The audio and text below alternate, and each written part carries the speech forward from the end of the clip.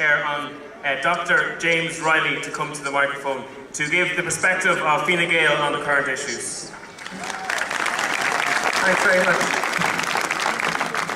And thank everybody for coming out here today. I know there's lots of other demands on your time, but this is a hugely important issue here in Navan and right across the country.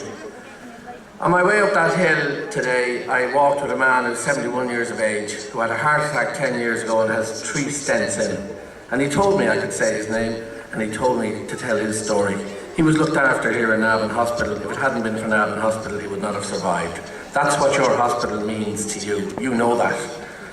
So can I just say, from the Fine Gael point of view, we have raised this in the Dáil. We have made it very clear there should be no more cuts in frontline services. That if there are budgetary restraints, they should be found from within the waste that is in the HSE.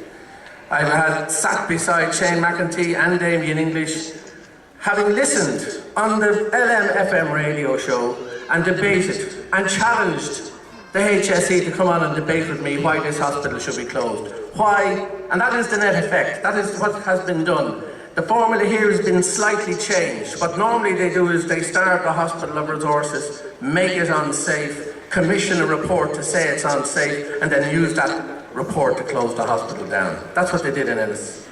And what has happened in Ennis? Since the services have moved, there's now a private hospital going to be built to meet the demand. So like our previous speaker, Tóibín, it is privatisation that's going on. It is forcing people and closing down the public services we have to force them to go privately. That is not what we want to see.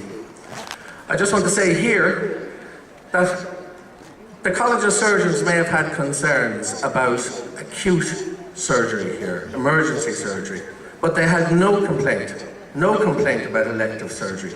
So why did they close down the elective surgery here? 1,800 cases, 3 excellent surgeons. All these people now have to travel instead. And where are they going to go to? I know this area. I live in North County Dublin. I know that Beaumont can't cope, that the Mater can't cope, that Drogheda is stretched to the limit. And we saw Cavan closing down its services only last month because they couldn't cope with the strain. So where are these patients going to go? The bean counters in the HSE don't seem to care, and that is a real problem for us.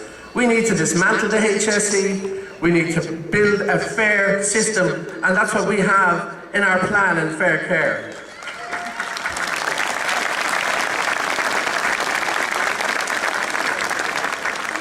Now, that is not a fairy tale, it's not a fantasy.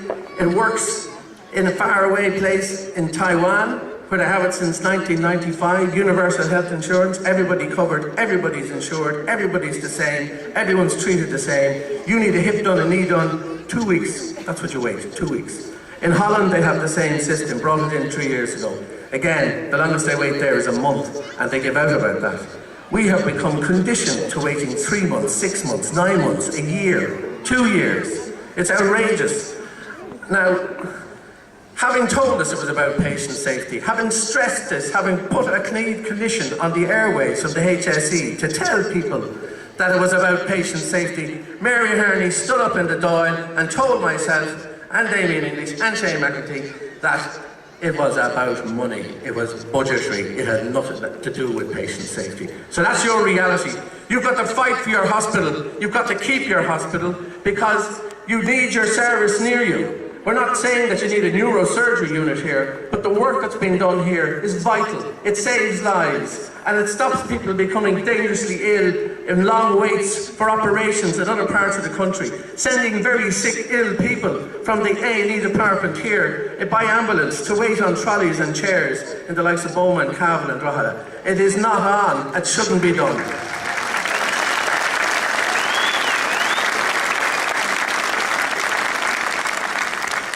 I just want to say this.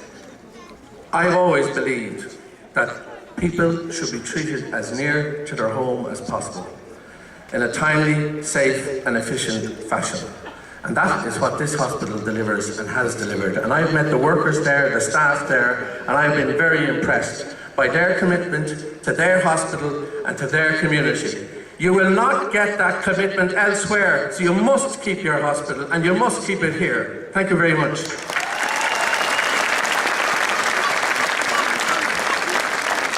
Thank you very much.